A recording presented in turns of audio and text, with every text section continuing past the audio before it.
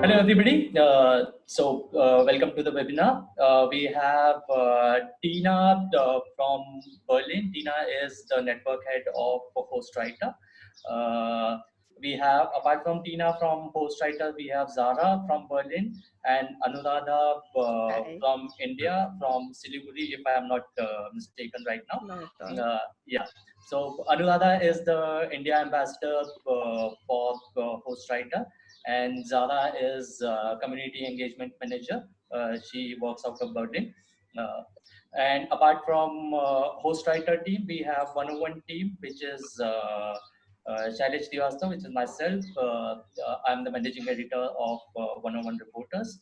Apart from me, I have Hemant Gerola, who is the assistant editor, 101 Reporters, and Saurabh Sharma, who is the state editor of Uttar Pradesh and the network's head.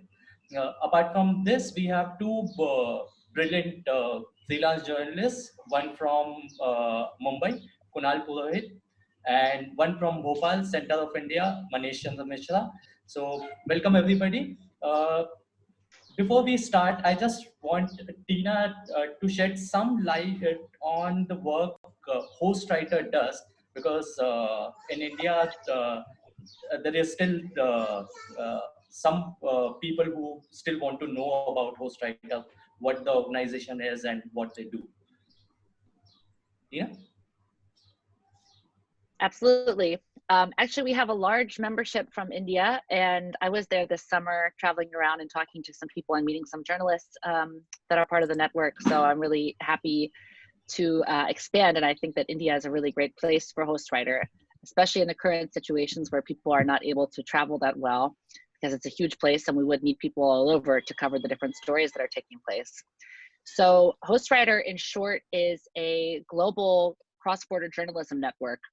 And it's peer-to-peer, which means that everyone who joins Hostwriter kind of agrees to collaborate with other people. And this collaboration might be something small, like chatting on the phone to discuss something going on in your region. It could be big, like offering a place to stay.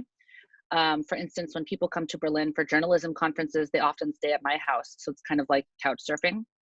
That's optional.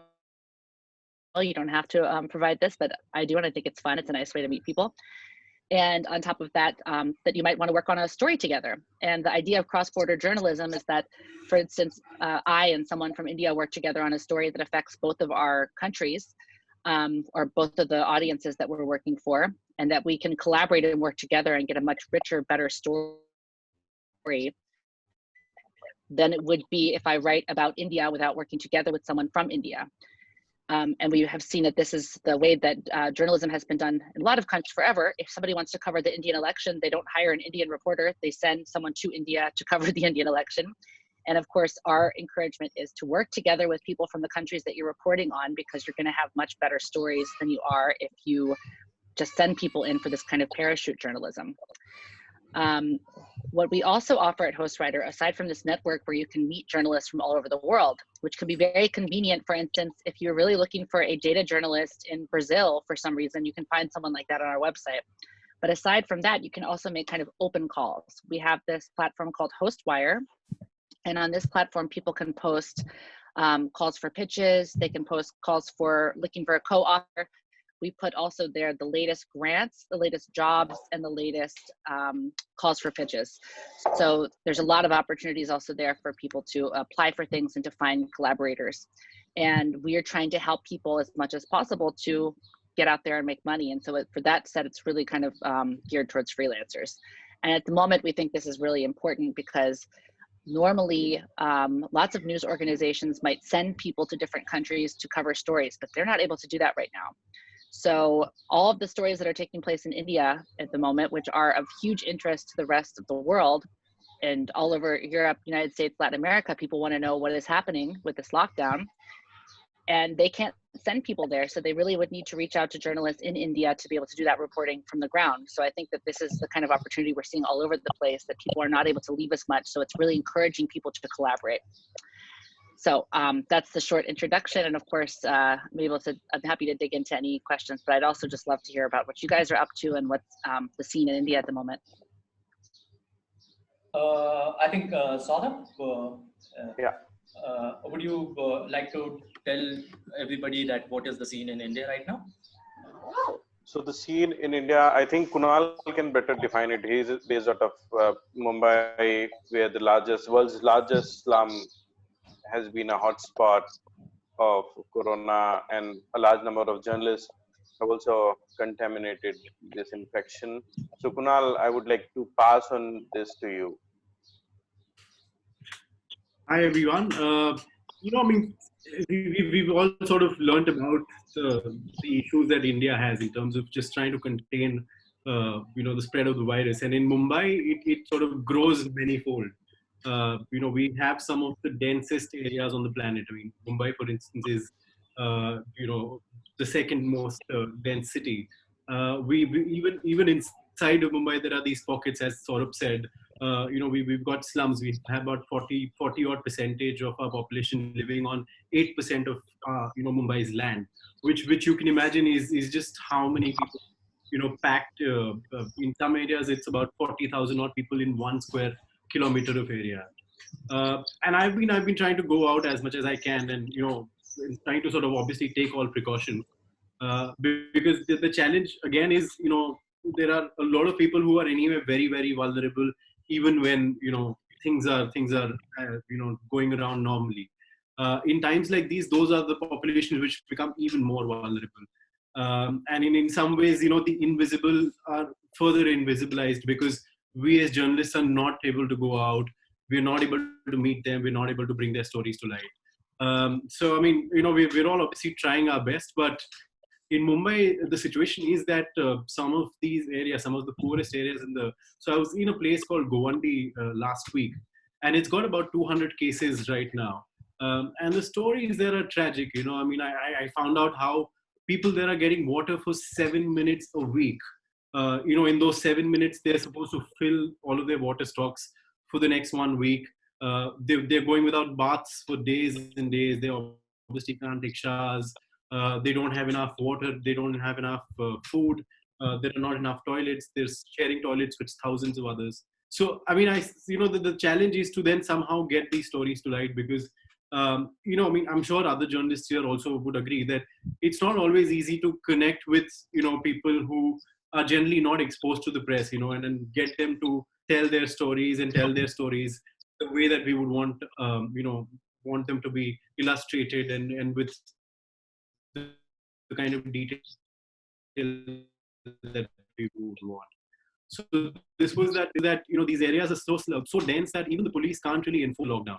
And I went there and I saw that on the children were playing, the adults were sitting on the road, they were chatting, and it didn't seem like there were 200 cases of COVID-19 in that particular slum.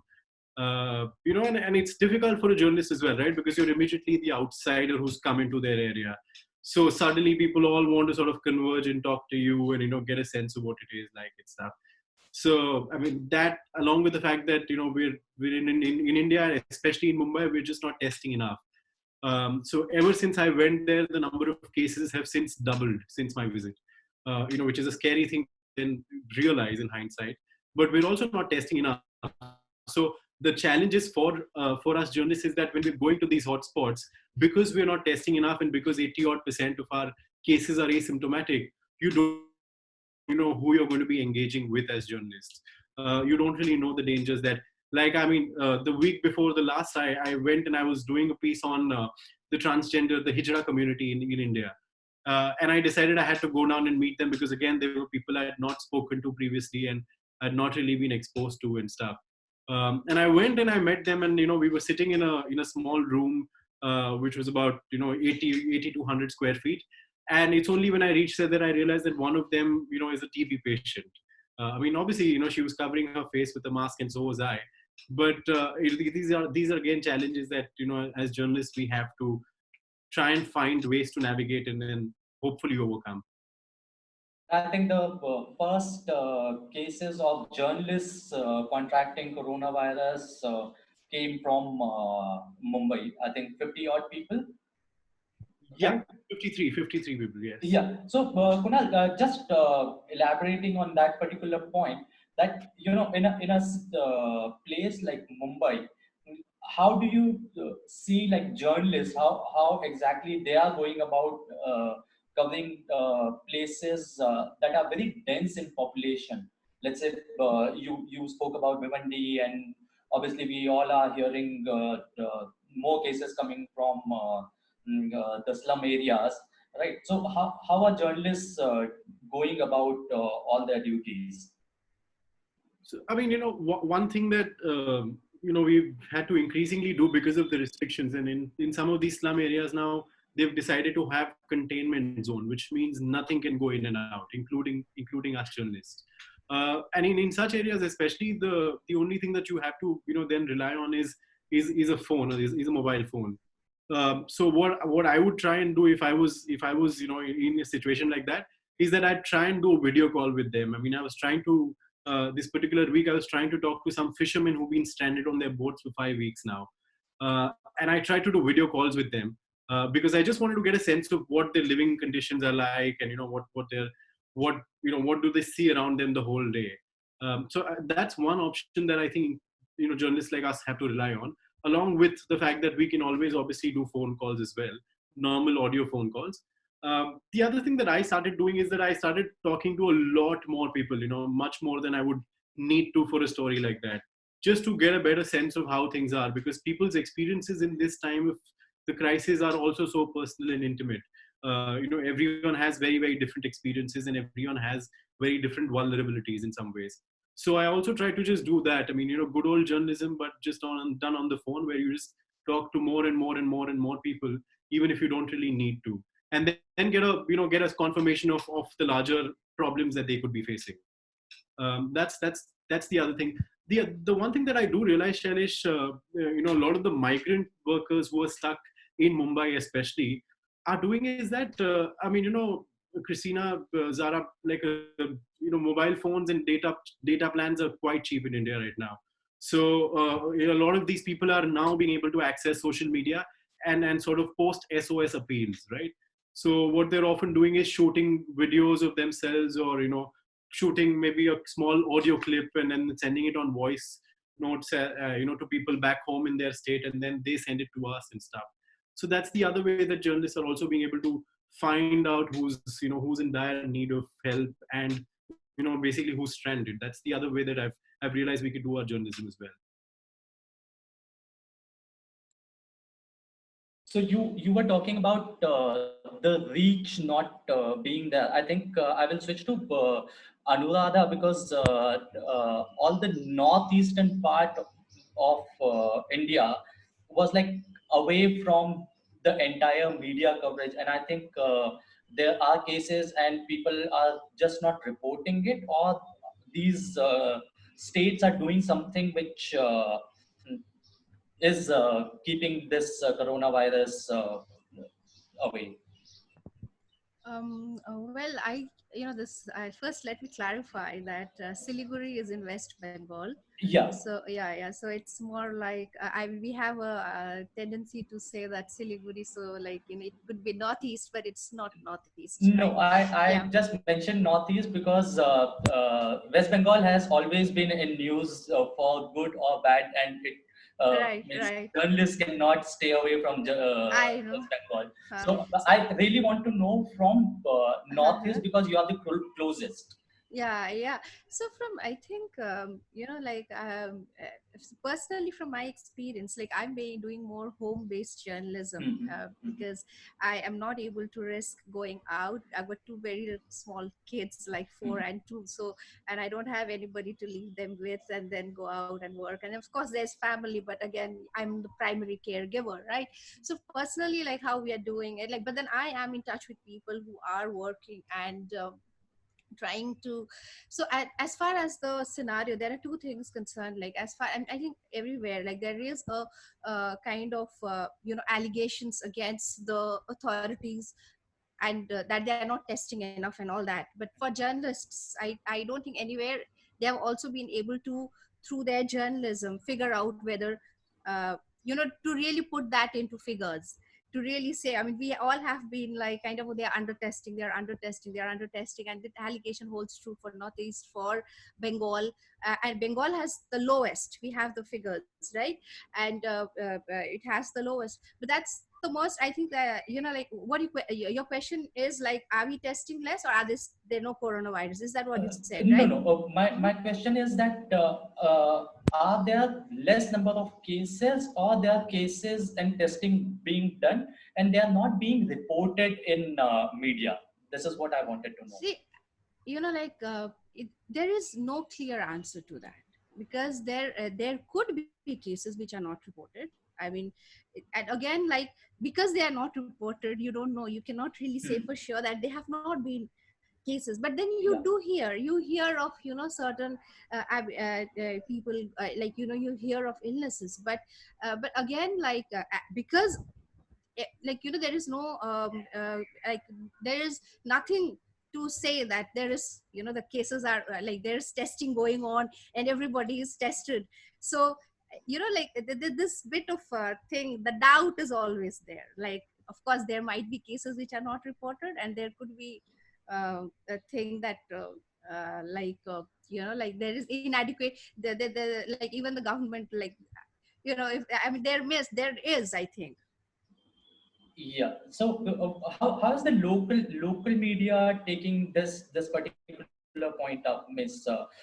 We see the Hindi and English media are like pretty much concentrated in northern parts and southern parts, all that. But a lot of concentration of news from Northeast stays in Northeast, which is not coming out. This is what I personally feel.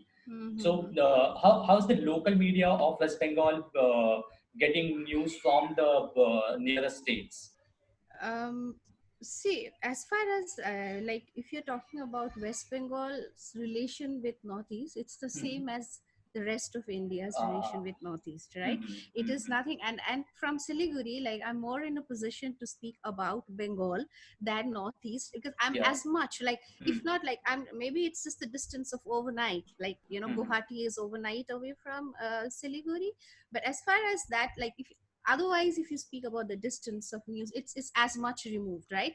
Yeah. So, and of course the local media is trying, I mean, everywhere, like, they try their I mean, to cover anything. I mean, it holds true even now. I mean, there's nothing like, you know, they are the ones who are risking their lives. They are the ones who are in the field, the local reporters and all, and they are doing their best. And I'm sure it must be applicable to Northeast as well, right? And I don't think that COVID will be, and like, this pandemic is an exception, that they wouldn't do what they've already been doing. So they do. There is a lot of you know, coverage going on already. And but as far as you know, like, here in Bengal it's concerned, like, I've spoken to reporters in Calcutta and all that. I think the biggest worry that the reporters have told me, like, what they fear is access to data.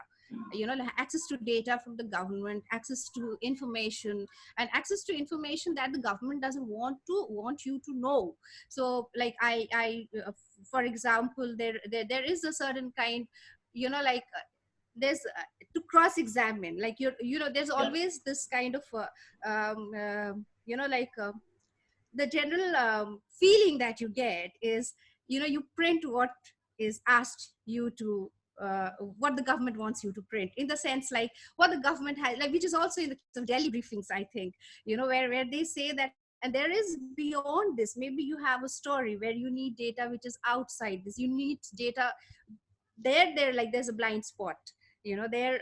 So I think a lot of um, I think this is where, for journalists, this is the most testing time, because here, uh, you know, like, you take that data that the government gives you, you know, like, as sacrosanct, like, okay, this is it, or there is a way of you doing it on your own through other sources. Like, West Bengal chief minister, initially, she, you know, like, kind of said that you can, you know, like, she was a little there'll be legal actions and all. She said it in one of her briefings that, and she also kind of said that, oh, write positive news, you should work with the government. And people are so they have been watching, they have no entertainment, and people are like really sad and depressed with all these figures, so do positive stories. So things like that. So journalists are kind of trying to always constantly navigate there, constantly trying, like uh, to push the boundaries, but yet trying to be safe, because you also don't want to get arrested, and you don't want to but then I think the big problem here, I'm sure it's the problem with journalists. Maybe I could hear from Kunal how it is in we could all from in Bombay, and this access, like, or maybe in other places. The big problem with journalists is getting a confirmation from the authorities, getting data that you can rely on, and getting all kinds of, because when you do a story, you need uh, uh, a lot of story that is not a part of regular thing, like these many people got infected, these many people got tested. There could be something from outside, so you need quotes from authorities, you need confirmation, and even denials from the authorities. But right now is the thing that the general idea is they are not available to even deny. They will straightway question your intent. They'll straightway question whether what your objective is. And so I think that's pretty much applicable everywhere in Bengal. And as far as Northeast is concerned, sorry, yeah, Tina. So I just wanted to go back to Tina and, exactly on this point. Tina, you wanted to say something? I had a question because when I was in India last year, there was some developments on the Right to Information Act. And while we're discussing this question of access to data and how difficult it is to get, I'm wondering if there's been new developments on Right to Information Act, and if not, if people are collaborating it all together to make requests to the government to access this data, so that it doesn't become this personal thing, because you have a procedure in place, right? RTI. So I was wondering whether there's anybody has experience with this, whether it's not working, whether it's worse than it already has been. Would be just interested on that. Yeah. So Tina, here's the answer. Like, I've been working on right to information since the last 6 years, and there has been no change. Instead, the government is trying to suppress the RTI procedure, the entire procedure. They are just delaying the responses. For example, there was a huge protest in India since December on the controversial bill that was passed on the National Registers of Citizenship. So I had been filing RTIs on it. So I filed one of the RTIs in December, and I have started getting responses this month. So the legal time in which the RTI should be, the information should be available with the person who has filed the RTI is 28 days. But they are taking the matter, they are delaying the matter to 6 months or 7 months. So in the present scenario, getting data from the government and even denial, as what Anuradha said, is really hard thing. I am in India's most popular state. There's a briefing every day, but in that briefing, only few of the journalists are called. Other journalists who ask the question from the state, they are not invited. They are shooed away from the press briefings. And when you quote them, or when you quote the independent trackers who are tracking the COVID-19 cases or other cases, for example, the NRC protest, then the state power comes behind you. They will try to suppress you. They'll try to file an FIR. They'll do whatever they can to just make you silent. So yeah, one more thing, Tina, I just wanted to add in to Saurabh's response, that the RTI procedure is quite lengthy procedure. There are two kinds of appeals: the first appeal and the second appeal. First, when you file the RTI, and the first response, what you are supposed to get from the government, is 28 days. And if you are not satisfied with the first response, then you can file for the second appeal. That takes another 15 to 20 days time. So in that time, the publisher will not wait for that long. It's almost like 1.5 months or 2 months. and the story just dies before the response comes. So the going RTI way for a story is very difficult for in present scenario, because everybody wants to break the story, everybody wants to do the exclusive, and the publishers are also not willing to wait, even if it is an investigative story. They want everything like right on the platter. So that is one problem in going with the RTI. I just wanted to ask you one more thing. Yeah, you wanted to ask something? I just wanted to point out that it's very useful then for us all to keep that in mind, that this question of data is across the board a huge issue, whether it's coronavirus, access to anti-CIA and NRC protests, or economic data, which was also being concealed for a long time, that this lack of access to government data, that seems to be something that every journalist in India is struggling with. So it's some place to put attention for new ideas of how we can collaborate to share what is available, even when it takes months, or share what people are able to gather and compare, that this is something to think of for the future. Yeah. I just wanted to ask you one more thing, Tina. Like Anuradha was saying that, and Saurabh was also mentioning that the press freedom, that, in India, whenever we want some information from the government, it's really difficult. They decide on the basis of this is what they call agenda, the agenda of the journalist. So is it the same way in your areas? No, it's not.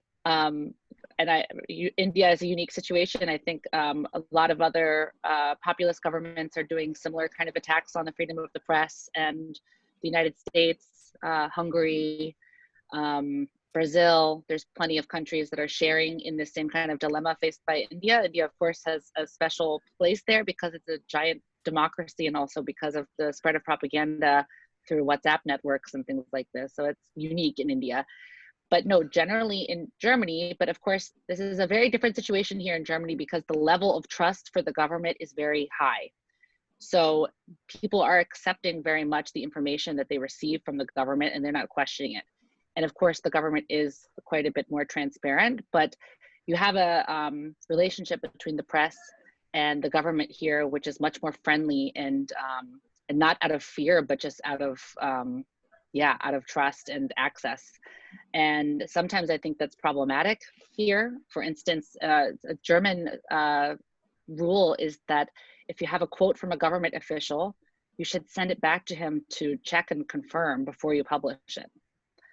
And this would be crazy in almost any other market, right? And they have then the right to say, no, I don't like how that sounds, take it out. So it's almost too cozy of a relationship, as you can see from that example. On the other hand, there's a level of transparency, and I think that also the Freedom of Information Act, the German version, works also relatively well, but it's not used that often, to be honest with you. So yeah, it's a different situation. It's still, I think, quite good press freedom situation going on in Germany as opposed to many other countries. But of course, within Europe, it's also unusual. The far right has encroached upon the countries surrounding us. In Denmark, Sweden, Hungary, they're just coming up everywhere. France will maybe be next. So it's a matter of time in a way. And that's why it's so important to watch the strategies for these things, because what Modi tries is not especially different than what Trump, what Bolsonaro, what these other guys, they learn from one another, the tactics that they have. And that's why I think it's also really interesting that this pandemic comes in the middle of very convenient timing for locking down houses when you're trying to suppress a mass protest movement.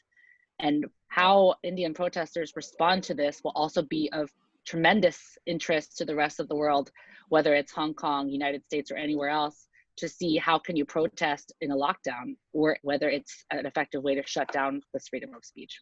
But we are seeing another wave of protests in US, and I was just talking to Zara, and she said there are some protests like anti-lockdown protests in US and other parts of Europe.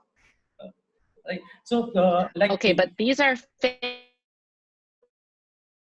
fake protests. These are not real protests. You have to understand these are protests that the right wing has seeded. And they're very small. They're like 30, 40 people, and they're on every news channel across the world as if this is a mass protest movement. It has nothing, like the smallest anti-CAA protest was 50 times bigger than these protests. They're So you just so when we are talking about this, Shailesh, I have one thing to let's move ahead and let's talk about the WhatsApp propaganda being spread. So I guess it was about 7 to 10 days ago when a large number of laborers, migrant laborers, came out in Mumbai because of spread of some rumor that that the trains will start running and they'll be able to, Hemant and other guys, that WhatsApp has been fueling a lot of rumors during this lockdown time, and journalists without verifying the facts are like blindly going to report about them, especially when it comes to human interest stories. So like I know we can do a lot of fact checking, but how to overcome this crisis? How to like deal with it? Because when something is reported in national media, publishers from the West and publishers from uh, uh, other parts of the globe, they just reach out to us and they say that they want this story. This is a great human interest story of man traveling to 1600 kilometers in just like 3 days. We and dying, he dies before in front of his door. So we want this story. So how to like deal with such situation? Let's discuss on this thing. Kunal, want to say something on this? Because Mumbai was the first. I mean, sort of, I think it's a very crucial point because, just sort of tying it in with what you said, Christina. I'm not too sure if you followed this one particular case of this journalist who reported that the government was, planning to start trains to send all of these stranded migrants back. Apart from the story and the merits of it and everything, what for me was so interesting is that the local government here decided to arrest that journalist. And the government basically said that this was fake news, this was not true. And because of this story, all of these migrants have now come onto the streets.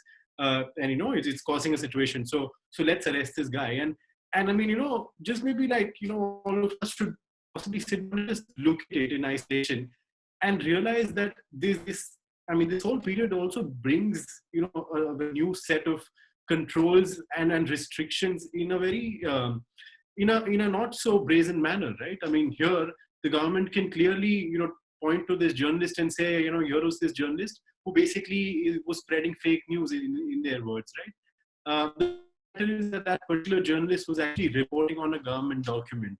The only problem was that government document was still a proposal, which was not confirmed. And I haven't quite, learned whether the journalist did say that this was just a proposal. But I mean, the consequences are very dangerous, right? If you report on something which the government is not liking in this particular moment, the government could actually point to your news story rather than, sort of look at its own failures. In this case, the failures being that the government failed to take care of these migrants. And it's not just the fact that they all saw this one news story and they all rushed out, right? I mean, if the migrants were being provided for, there was a very, very big chance that so many thousands of migrants wouldn't come out on such short notice. And I think that presents a very real danger to us globally. So as you said, Christina, I mean, in the US, in Russia, in Turkey, in Hungary, all of these countries, I mean, we will see a newer form of control being wielded by the government in the name of national interest, right? So everything, as Anuradha, you said as well, everything that the government says in this moment becomes the truth. And anything that you question the government on is a sin, because how can you question the government in the face of such an effort? Anuradha wanted to say something. Yeah, what I wanted to say is like this: the term fake news and fact check is so they're so much abused, and you must be following the PIB handle on Twitter. So the earlier also, it's not that journalists did not make mistakes. We are human beings, and we've been making mistakes since ever. Earlier they used to send rejoinders. The term was rejoinder, and it's not like fact check, right? So now the whole attitude towards like you make a mistake or if you print something wrong and you fake news. And the whole attack is, you or even people, the trolls, anybody disagrees, oh, that's fake news. So I'm fact checking. And what are they fact checking? And some, I'm like, say, newspapers, some big, like, major newspapers also are like, they have something called fact check. And these are the much abused terms to just, like, target journalists. And I think that's also something that, the change of language, and how they're trying to wield power over journalists who are trying to just do the basic work of reporting. Yeah, I just wanted to, since we are talking about the fact check right now, Manish has just we were we were talking about a story which is about hunger deaths that is in MP and Chhattisgarh, and there was quite a few videos of from Bihar, the kids eating frogs, and one man eating something out of the dustbin, and so Manish also said that this is a hunger death story, and later he realized that it is something which is not exactly a story. Manish, would you like to tell us about those incidents? Yeah, actually, WhatsApp is damaging our network, our system very, very badly. That every rumors in WhatsApp getting published in mainstream media. I would like to quote an example. I came to know I got an information on WhatsApp from my source that a woman was eating ash as there is nothing in her house to eat. And I wanted to pitch this story, but I want to verify at the same time. But I saw that every mainstream media, from print to website and some news channels, they publish that story that there is nothing to eat in tribal villages. And I work with tribals, and I work closely with them. So and there's some connection. I know their culture. And later I found that woman was actually washing her teeth with the ash. She has something to eat in her house, and that was we can say that was a rumor on WhatsApp, and then it get published in mainstream media. I came to know I'm working on 7 to 8 stories like this, and later I found that these all stories are baseless. But sometimes authorities are also trying to hide the information, and they change the facts sometimes. So we have to be very careful while publishing these stories. I want to quote another example. What I am facing, like we were talking about how authorities are hiding facts and they are not supportive with journalists.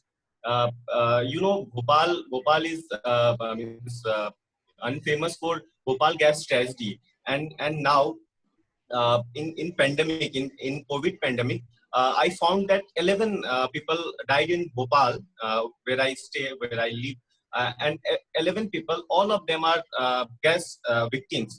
And when I tried to confirm this information from government, they were just they were not denying, not confirming. So I had to work over 10 days on this story, and I need to uh, uh, I need to do a parallel investigation on this story, and then I publish that story. And nowhere I tried 10 days to get code, to get information from government about this, and there is no information from government. So it may be a fake news, but I try to investigate and I get facts from the ground. But it's very hard because sometimes government is trying to hide the information, and sometimes it may be fake news. So being a responsible journalist, it is very challenging for us to verify informations every time. And there are so many misinformation is there, and it is really very difficult to confirm information, because I worked on some hunger death story, and I came to know that administration went to village and they conducted an investigation, and they forced villagers to say on record that this is not hunger death, and the person had everything to eat, and he was wealthy. So there is no, I mean, what can we do sometimes at that point? Because it is very hard. Sometimes government is trying to hide information, and sometimes there is really fake news, which because people are not aware from the culture of tribal. I would like to quote another example. A lady was eating millets, means kodo, and the information was spreaded as she is eating something animal feed. Because journalists in Delhi and sometimes in Bhopal, they don't know the culture of tribal people, because the kodo is their food, means like eat millets, and it is their food. So sometimes this type of information also get published, which is not true. Manish, you have been working very closely with tribals, especially in Chhattisgarh, right? And right now, in the present scenario where everybody is dependent on, like Kunal was saying, that we can do video calls, we can talk to people over WhatsApp, but the connectivity, the internet connectivity in the tribal areas has been completely wonky, right? So how do you reach out to your sources or people you are doing the stories for? It is also a very challenging thing, because when I need to talk to them, I sometimes I had to wait for 12 hours to reach out them, because this season is this season is they go to forest to collect forest produces. So most of the villagers are not in village, and there is no network in forest. So I have to wait for sometimes 8 to 10 hours, so that they come to village, and then I call them. Network connectivity in terms of cellular connectivity, we can talk to them anytime, but the if they want to send some photographs and some video, it is very difficult in that areas, because they barely get 2G internet connection, not but there's one or two people who went out of village to means to check messages and to check WhatsApp, and then I just send them messages, WhatsApp them my requirement that I need to know these things, and when the person so this is the process how I connect to them at this time. Okay, so this was about the fact check being done for the stories. I would like Heman to tell us more about, like, uh, right now this is the situation where as editors, as commissioning editors, we really can't check, what is being pitched, and like host writer and 101 reporter,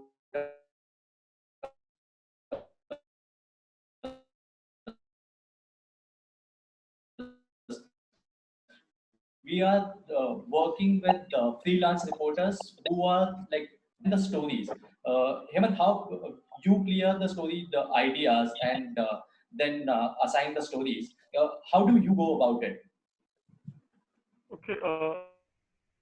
At the story idea stage, it is too early to tell whether the story is solid or whether it is all smoke screen. It is usually when when a reporter sends the draft that you get to know what the reality is. So the number one rule, I guess what we are taught in our journalism school, that if you just stick to basics, then no matter what the situation is, you'll be in safe hands.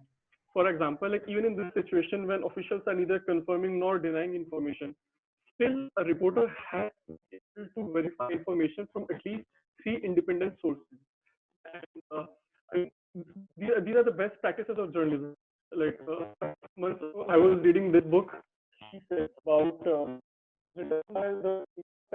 who had wrote a story. Uh, while reading that book, it was like opening myself to a whole new world. Their standards of fact checking are so strict, so uncompromising. My God. So no matter what is at stake, no matter how good a story, how big a story, or even if it is a potentially award-winning story, you have to get your facts right period. Facts are sacrosanct. So how do we go about that? The basics. And what are the basics? If there is any piece of information, you should be able to verify it. Hemant, 1 second. I think experiencing some lag in voice. Why don't you your the audio? I think the bandwidth is not very high in your area. Is it any better now? Yeah, that's brilliant. Okay, my network has been bad. Yeah. So so I was saying just sticking to the basics will do the trick. For example, so let's just go back to the story that you had mentioned, that a couple of days ago a footage had gone viral from Bihar, one of the poorest states of India, which I'm saying that yeah, we had nothing to eat, so we are having frogs. I asked Saurabh to find out what the truth is, and Saurabh said that okay, there's no truth in that. The district collector of that area, he had gone to the house of those kids, and the poor mother of that child, she was like, what can I do? He said that we have enough food at home. She was showing everything on camera. Then a news channel, they even showed that in the very same district, in the very same region, a community lunch, a community meal is being organized for the poor. The point is, the reporter who so-called broke the story, he or she could have verified the information. Somebody else could. If only the reporter had gone the extra mile, he or she would have been able to verify the information. So like, again, this takes me back to journalism college. So whenever we would get a story, often we would come back as trainee journalists and we would tell our dean, okay, we are not able to get that code. Can we just say that he or professors would not buy any of it? They would say, you are not putting up this story unless and until you get a confirmation or denial from the authorities concerned. They would push us, and ultimately, after dragging our feet, we were almost always able to get that information. So, to answer your question in one line, Shailesh, how do we go about verifying facts? Just stick to the basics and don't make excuses. If we make excuses, there's no dearth of excuses. But if, as a journalist, it is our job, to put our foot in the door, to go the extra mile, and perhaps even get punched in the face. It happens. I mean, this is an exaggeration, but it happens. So we just have to stick to the basics. That's all I'll say. Yeah. Over to you. Yeah. One more thing we have been experiencing in this entire lockdown period is that there is a sudden change in the demand from the publishers. Like everything is shut down, but there is obviously the demand for stories has come down from publishers, but at the same time, the demand has also changed from the publisher, the kind of stories they want and the angles of stories they want. Kunal, would you like to tell us like how are you seeing these changes, or you are getting any different commissioning instructions? I mean, it's very interesting, and it sort of shows you, how interesting it is in some ways to also live in the times of a pandemic, which is playing out so differently in different countries, right? So, one of the editors that I work with back in Germany, in fact, they wanted me to send a story which is not COVID related, because they said we've had too much of that already. We want our audiences to now read something else. And I said, but where I come from right now, life is has come to a complete standstill, and there's nothing which is unaffected by COVID, right? And I see that playing a lot. I mean, globally with different sort of international newsrooms as well, where everyone's wanting to try out different kinds of editorial content depending on what the bulk of their audiences are also sort of witnessing or feeling in that moment, right? But I mean, the other thing is, as I said, one of the things that I feel, especially internationally, that has not happened yet from India, is just the coverage of the rural areas, beyond the cities that most journalists are living in. And I think that's where something like 101 Reporters does such a fantastic job, because you provide those kinds of stories. But beyond that, mainstream media organizations have not been able to send reporters, obviously. And all of those guys which in the rural areas, which anyway don't get the kind of media coverage that they deserve on account of being 2/3 of the country's population, they're as a result, they're even more sort of pushed out of the news agendas, right?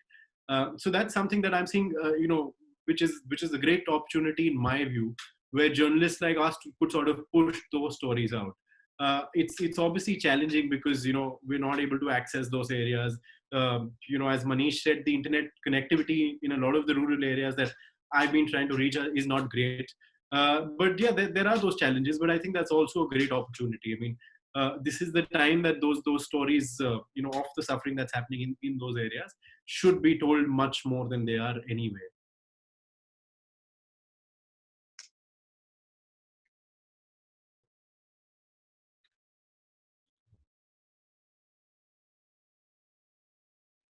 I think you're on mute, Shailash.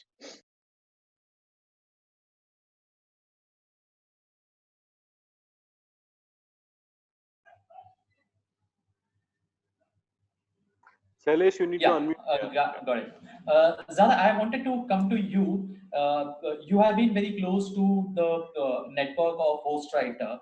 How is your network, like the communication between you and your network or among the entire network has been during all these 2 or 1.5 months? So wait, sorry, can you hear me? Yeah. So we at Ghostwriter have been very actively sharing calls for pitches. We have a lot of different, like on our board on Hostwire, we have shared a lot of different opportunities for journalists to write about COVID. So what I do is I reach out to different journalists on our network. I email them, I let them know that these opportunities are available for them. And people usually do respond to me and tell me that it's been helpful for them to have these opportunities because a lot of people on our network are freelance journalists. So for them to be able to write about COVID from their region also is really good, a great opportunity for them. And also generally, when we look at journalism, I think it's really important to get that aspect in. A lot of our members are living in underreported areas. So it's good also to get that voice out. And I think that our network has been able, like we have been able to connect our network with these opportunities through Hostwire on Ghostwriter so far.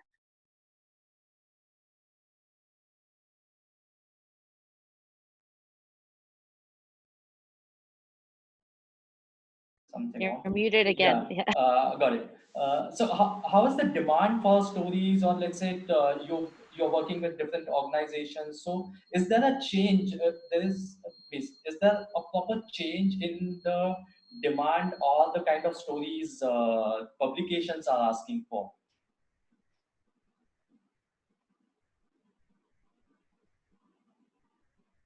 Sorry, I'm having some internet issues. I missed your. Can you please repeat what you were saying? So your I was just asking. We just spoke about the reporters and the network. I just wanted to know that is there a particular change in the demand and the story angles, or particular stories the publishers want, or the different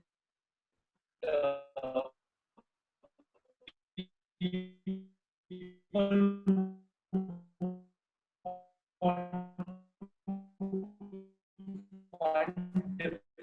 kind of about a change because we usually what we want to do on our network is basically look at any publisher that we see on, for example, Twitter or social media who are actively seeking freelance journalists. We try to connect them in that way to make it easier for them to have like one source. When they come to Hostwire, for example, we have a board specifically for call to pitches. So that's basically how we find, that's our way of connecting our journalists to other publishers, because these are publishers from the US also, for example. There are publishers who are like looking for a different perspective on COVID, for instance. So they would also be looking for journalists from India. So that's basically what we've seen so far in the last month, that a lot of publishers based in different parts of the world are looking for journalists also in different parts of the world. I'm not sure if that kind of answers your question, but I'd be happy to elaborate. I did get. Yeah, if I could just add on. Yeah. Yeah, I want to emphasize what Zara is saying because I think it's also an opportunity. Just as you were mentioning that these underreported regions, rural areas, that there's a lot of really good stories there. What you see normally is that lots of big news organizations that can afford to do so send someone there, right, to find the story, or they work like, you know, they have a story in West Bengal or something, they work with their guy that they already have in Delhi and make him travel there, right? Is that because travel is so restricted and because it's so impossible, they're forced, some of these places, to open up a bit and to open their doors to journalists that live in those places. And this is also, I think, in some ways, a really good opportunity for what they should be doing anyways, in my opinion, is working with people from those regions, not always sending someone there. Or if you send someone there, that they work together with someone from the region. But at the moment, this is a great in for people who have been really undeservedly ignored for their really great work that they do in different areas, who haven't been able to get into these places. I think that this is a moment where, if anytime, you can get into those spots because they cannot work in the way that they usually do. They're not able to just work with people that they already know. They're not able to work just with their own network. They have to open up who they can get. And so we're seeing requests from journalism organizations that normally only work with people who have already worked with them before, that they're looking for new places.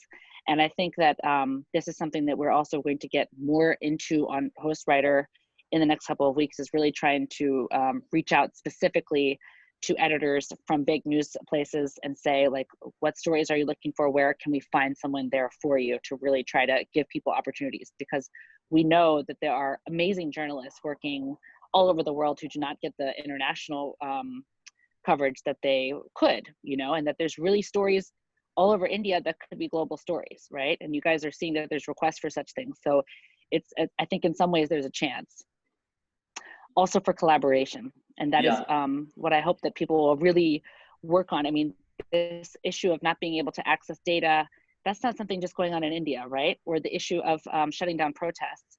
I mean, this is a story that one could do with Poland, where they tried to pass an anti-abortion measure when everyone was locked down and the people had a stay-at-home protest. You could get this together with Hong Kong, where they're also arresting leaders of the protest movement while no one can go out in the streets and protest, just like going on in India. I mean, you can really see a lot of stories coming together where there's a chance to kind of compare and contrast and come up with good ideas of how to deal with these issues. Hemant, you wanted to say something? Yeah, I just wanted to answer your question. I wanted to answer your question about the requirement of kind of stories. Okay. So I just want to cite example of one of our publishers, one of the publishers who's associated with 101 Reporters. So when this whole pandemic thing and the lockdown thing had started, they had sent us a mail that all of you, please be safe, don't step out, and please don't send any COVID-related pitches. But as it turns out, every single story that they've been putting out for the past 6 weeks happens to be about COVID. So what I want to, from my observation, I can say that any story not related to COVID is not finding much of coverage. For example, one very important development happened not more than a couple of weeks ago, the arrest of 2 high-profile activists who had taken part in this Bhima Koregaon event. Now, the intellectual community the world over has decried it. The Wire, the Print Scroll, and a couple of other publications which are considered far left or anti-national, so-called, they did carry those reports. But if you look at the engagement figures, it is nowhere. The only stories that are gaining traction are related to COVID. What is the term? I mean, what is the percentage increase? What's the status of the new medicines? Trump says that inject bleach or drink bleach. So these are the kind of stories that are finding traction. People are not reading other stuff. So from my observation alone, and I might be wrong, publishers are not really focusing on other stories.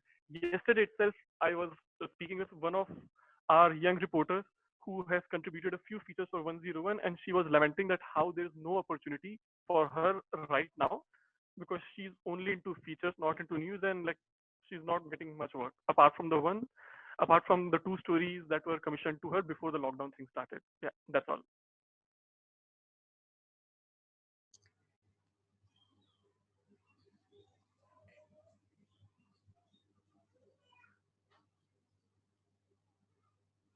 Shailesh, Yeah. keep yourself unmuted. You forget it every Anuradha? time.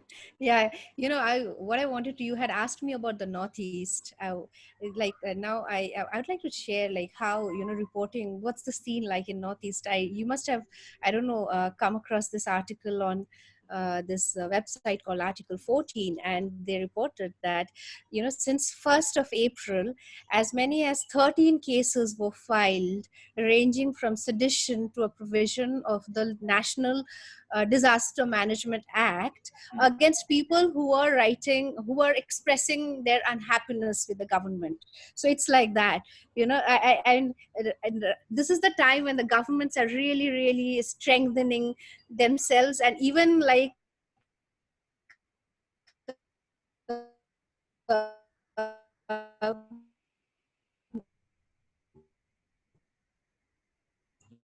you very harmless acts of expressing your unhappiness. I'm not really like say Northeast. So in India, COVID-related news. In fact, a couple of reporters, a couple of publications, they just told me that the earlier reports that are pending will be published later. Right now, we are just focusing on COVID-related stories. So that looks like a huge gap that the European countries are getting demand for non-COVID stories, and in India, everybody is looking for COVID-related stories. So, have you seen any changes in last 1.5 months or 2 months? Since I'm like what the guy said that they are publishers are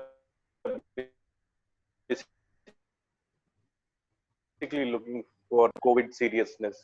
They want their readers to read something else. I was talking to one of my friends who is in London, and he reports for a big newspaper there, and he reported on from India. So I told that COVID is getting serious and we should like do it. But other factors are like migrant workers, poor people, starvation, hunger deaths. These all subjects should be reported on. And he said like they are very much linked with the COVID crisis right now at the moment. So tell me something which is unusual or which can be funny for our readers. So I've been also getting these types of requests from publishers in the West, and along with the few of the agencies, they are like looking for investigative things. What the government is up to? Is the government hiding numbers, or uh, are the officials in the government like confused how to use fund or how to deal with this pandemic? Because Agra model, Agra, the city of Taj Mahal, it has seen a large spike in the cases of COVID-19. And initially, the model was dubbed as a very good model to counter the COVID-19 crisis, but it failed eventually. So there are publishers who are also looking at the investigative part at this time. But what it has become difficult for us is to visit the ground because we do not know which person has what. We freelance journalists do not have PPE kits. We cannot afford it all the time. We people are so remotely based here. This is such a large country that reaching out to them in itself is one of the challenges. And other is like the government is never with you. You Yeah, can't be like off the record all the time. You have to bring your source somewhere at some point of time to like establish your authenticity. Otherwise, what you'll invite is defamation notice, 100 crore loan notice, and other things, or the police barging at your home late in the night. yeah, that is a very big point that the Western media is looking for non-COVID and India is looking for COVID. I just want to put a last question on the table, and then we will open it for discussion. Whoever want to ask anybody whatever question. can go ahead. I just want to know from all of you that, there is a huge pay cut season going on in India in media industry. And I think media industry is the first one to start laying off people, putting appraisals on hold, and then cutting salaries. So have you guys experienced anything like that? Tina, anything from your part? Yes, I mean, especially in the US but basically everywhere, you're seeing a lot of people go either on lower hours or people not getting freelance work. At the same time, though, there are all of these grants and availabilities, and you see that people from Europe are really used to applying to these kind of grants, and I really less frequently see people in some cases access to much better stories. So I think that people that are facing these kind of financial hardships should really take a look at the kind of funding that's available for cross-border stories, for collaborations, and try to team up with other people to access these funds, because they shouldn't be sitting around ping-ponging back and forth between the same 5 guys in Europe. It doesn't make sense. On top of that, yeah, it's a chance to for freelancers at the moment, because a lot of people are cutting staff and putting more people on freelance. So someone who already has those skills is going to be in a better situation. One other suggestion I would have, though, is newsletters. We're seeing that this is a huge bump in Europe and in America with newsletters. And there's a possibility to do kind of mini subscriptions for this on Substack and things like that. And journalists who have a special beat that they reliably report on for their audience that make newsletters can really make some small income on the side with this if they're consistent about it. And we're seeing a lot of journalists get into this game right now. Nice. Manish, have you seen any changes so far as a freelance reporter? Some of my publishers have delayed payments, and the demand of stories is getting low day by day. Means, what we will do after COVID, because there is only demand for COVID story, and if I write one story per day, the demand of storage is shrinking day by day. And as of now, I have not got any information about pay cut or they will cut rate per word or something. But it is payments from last 2 months because I think they are not processing payments. There may be 2 reasons. One, that their offices are closed and account section is not working. That may be a reason, hopefully. But I think it is a bit serious issue, and that one problem I am facing with the financial things.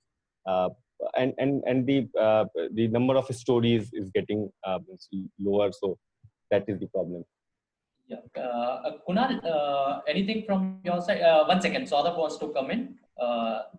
Yes, Saurabh, go ahead. Yeah, since Tina was telling about a large number of grants and funds available for freelance journalists, and people in Europe are like availing it. But what the basic problem we journalists in India face is we don't know how to apply it. Take an example of a journalist sitting in a very remote district of Uttar Pradesh or Chhattisgarh or say Madhya Pradesh. He will to apply for it. He doesn't know how to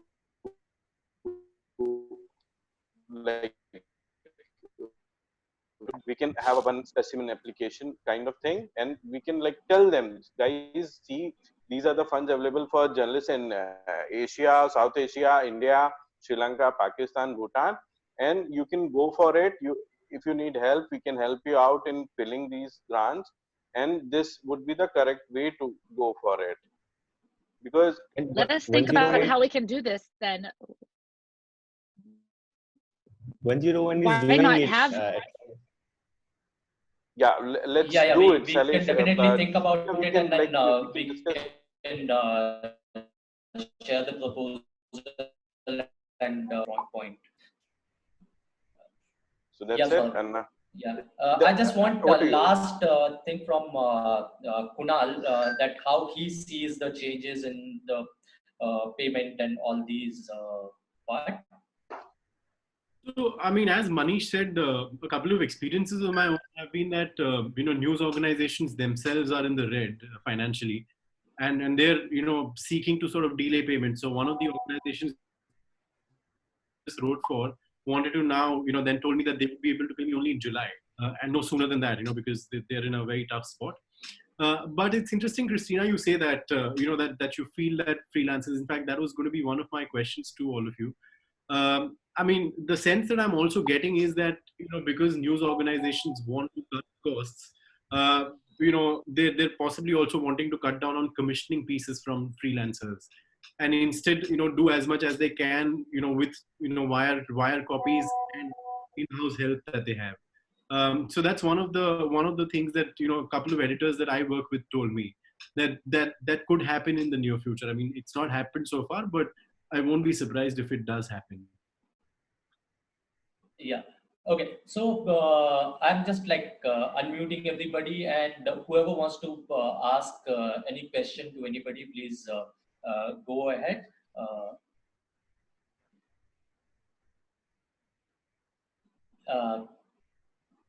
Tina, yeah. Right. Just as a idea, I would really like it if you guys would share with me the stories that you have been writing on this topic, that we can share some of the best coverage as also examples of how people are getting around some of the difficulties faced. That's one. Two, I think we should go forward with this idea to have a grant writing workshop to explain what kind of international grants there are, how to find collaborators for them, and actually how to do it.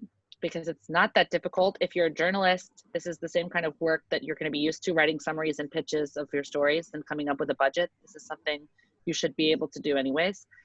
And then the third thing is, I think this issue of data is really a pressing issue, not just in India, that the government releases only what they want, sometimes also obfuscates what data there is, and that journalists require access to proper information about this epidemic and all of the kind of economic things that will come after this, and that this problem is not going to go away. And this is something we should also really focus on. How can we collaborate together with journalists all over the world to kind of make sure that we get better access to data from our governments, that we press for it, that we can work around these restrictions, because governments in many places do not want people to have access to this information.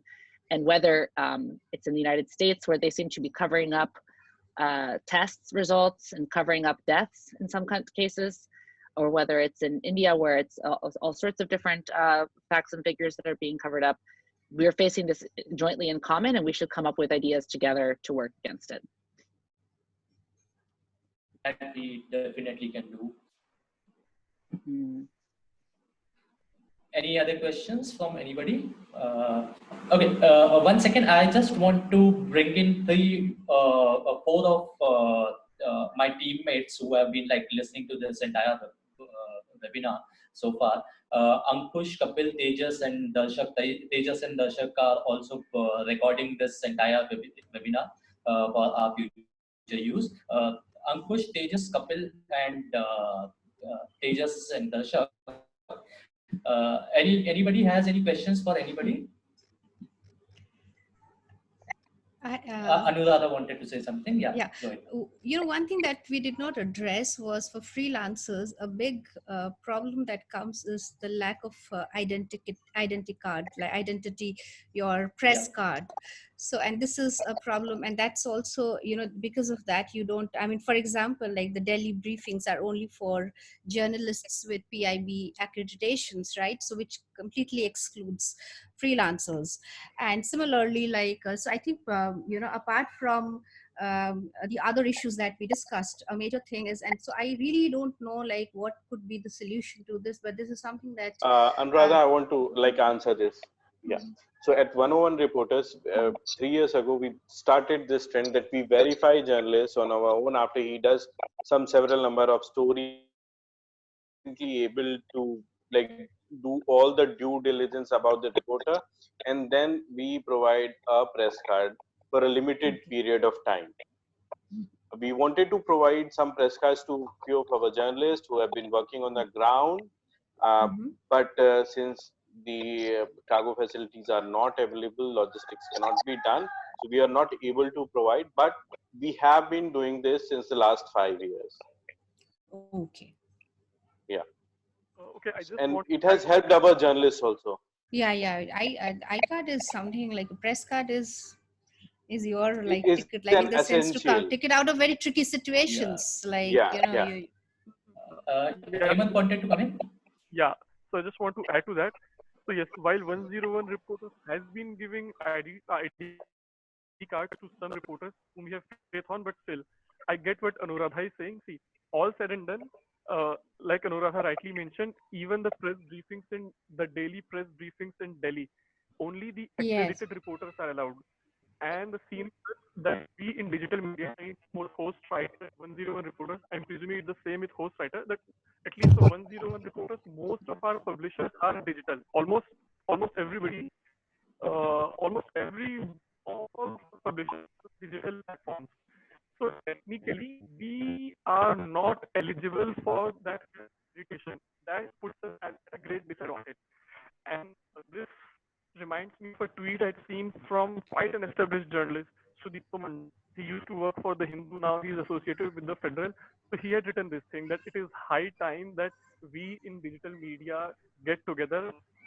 Okay, my voice must be breaking, I guess. Yeah. So, okay, I'll still finish. So Sudipto had said that it's high time that we in digital media join hands and demand that we also get press accreditation, because otherwise it gets quite difficult. So yeah, so this was just to add to what Anuradha was saying. Yeah. I think just to add to this demand, I think we also have to talk about freelance journalists, because the accreditation duration for freelance journalists, if I'm not wrong, is 15 years. Yeah, that's crazy. You got Like, to work 15 years. 15 years. Like if somebody starts his or her career at about like 22, 15 plus 37 years of his life or her life, and that's when they get the identity of being a journalist. That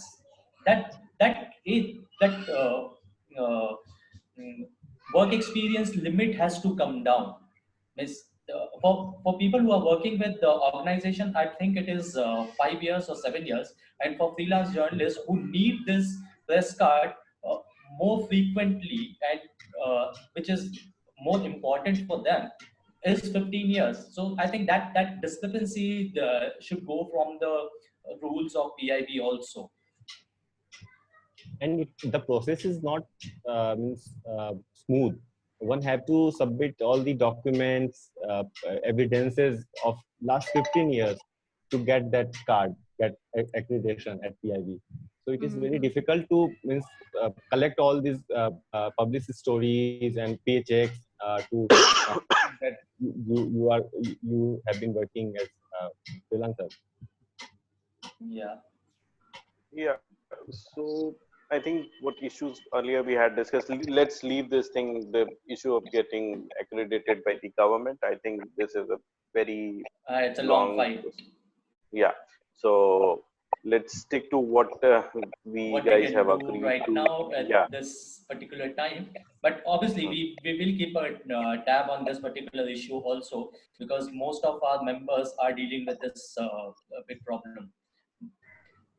So yeah, anybody else want to ask anything else? Just one last comment, before I do this, I have a phone call at 6. Yeah.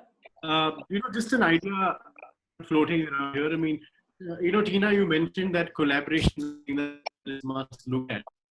Unfortunately, what happens is, when you're working, you're sort of working, in your own little bar, your own that you can access to in terms of information.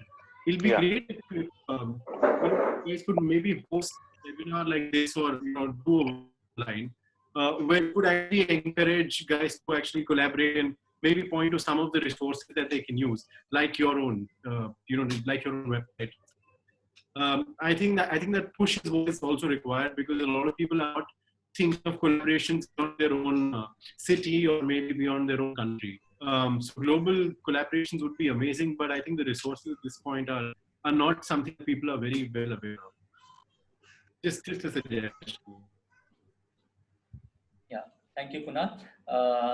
So I think, Christina, what we discussed, like on those 2 points, we will definitely get back to you. And we are looking for more collaborations between Hostwriter and 101 reporters, because we both the organizations have a good network of freelance journalists. And I think we work on very similar goals. We are looking forward to have more collaborations and webinars like this. I am also thinking opens. People will go out with their jobs, and people will start reporting and all that. So that is the time we will also need to know that, what are the precautions we are supposed to take, and what do's and don'ts we are supposed to follow. So let's see if that webinar also works out. We will be in touch once again. On that particular note, I really want to thank you. You have been very, very helpful from the point we sort of dropped you a message, and my responses have been slow, and you have been very patient to be all with us all the time. Zara, Anuradha, thank you so much. Manish and Kunal, thank you so much, guys. You have always been there, and thank you so much for joining.